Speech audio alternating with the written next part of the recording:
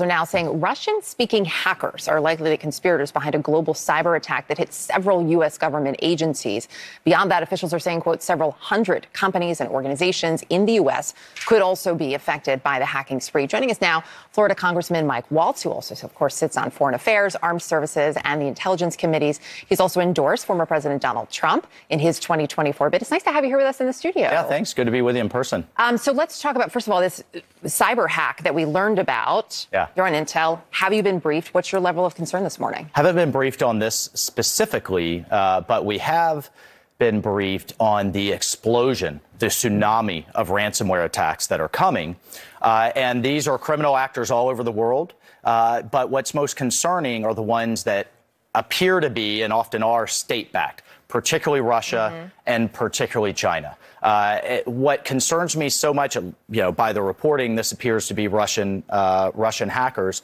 What has me even more concerned about the Chinese hackers is that, according to their law, if you're a software company like Microsoft in China, you have to hand over to the government your source code. You have to hand over to the Chinese government when you find vulnerabilities in order to be able to do business there. So you can imagine someone like Windows or Microsoft handing over the source code to Windows because they want to continue to make money in China, and how that now is affecting our government agencies and our businesses. Do you believe that's a direct line, that the Chinese government is using that source code to then go around and go after U.S. government agencies potentially, or businesses? Look, I can't imagine that they're not. And we know that the Chinese Communist Party is using, and to an extent the Russians as well, are using these hackers as an extension of the state and to conduct economic warfare on our businesses. One, to put them on their back foot. Two, to penetrate our agencies, but often to give their businesses a competitive advantage in the global marketplace. So real quickly, because we got a lot of topics to get to this morning, we were joking in the break, it's a lightning round. Yeah. Is the U.S. doing enough, based on what you know, to prepare for these attacks? Because maybe not, based on what we just saw. So, what has me concerned about this particular attack is that major agencies, sensitive agencies, like our research labs, like the Department of Energy and others, appear to have been hacked. We should have a very different standard for those sensitive agencies with government funding than obviously a small mom and pop that is just kind of trying to make payroll. And that's where the disparity is in that public-private sector that we're always trying to bridge and have a lot of work to do. But gosh, on the government side, they should be secure. All right, so we'll continue to keep an eye on that. Meantime, let's talk about the indictment that was unsealed last week. Per the indictment, the classified documents that the former president allegedly had include information about military capabilities, both U.S. and foreign, the U.S. nuclear program, possible vulnerabilities for the U.S. and allies when it comes to military attacks, plans of a possible attack against a foreign nation. This is information that the indictment laid out, puts national security at risk. It puts the military at risk.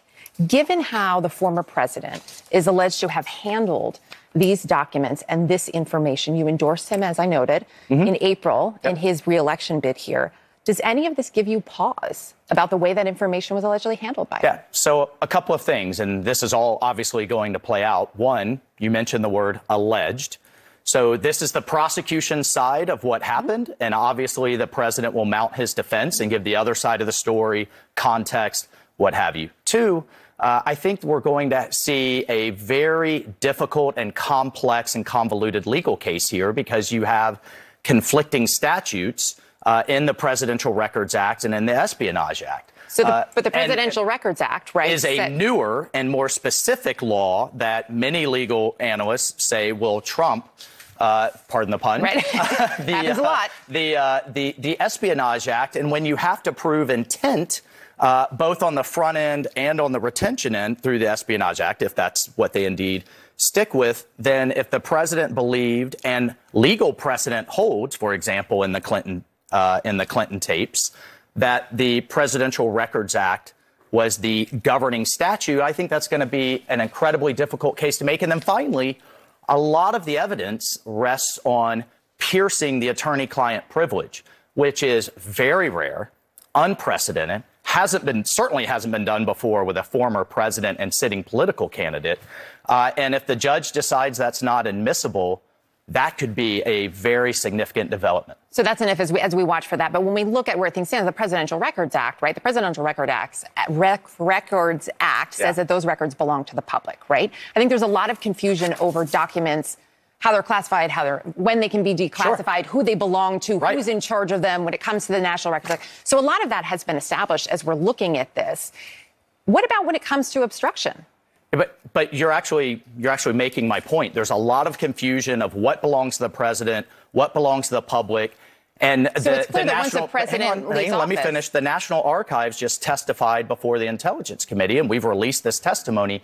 There have been 80 instances going back to Reagan in every administration where there have been a back and forth, there's been confusion, there has been, including 80 congressional and senatorial offices. 80, not 8, not 2. And so I think there's a broader systemic problem here in terms of the management of classified documents and what belongs to who, that we'll be taking a hard look at Congress. But I don't think that's out there than how often this is happening. So to your point, right? There were conversations. There were conversations with a former president to return some of those documents. I mean, you're citing that this happens a lot. People take documents, whether on purpose or inadvertently. Most of the time, it appears to be inadvertent. And then there's a conversation, and it's give them back. The Washington Post just reporting this week that, in fact, I believe it was Keiss who said there was reporting that he talked to the president about, hey, you know what, why don't we go talk to DOJ? Tell the former president saying, you took these by accident, you can return them. We can avoid all of this here. Multiple times, the archives tried to get that information, those records back. The president didn't just hand them over. Why not just hand them over? If, to your point, this happens a lot. Yeah, well, look, if he believed he was privileged under the Presidential Records Act, then that is a conversation that I would argue should have continued to happen. Because what's missing also in this conversation, and I could tell you this talking to Floridians and folks back home. You can call it whataboutism or what have you. They're calling it fairness.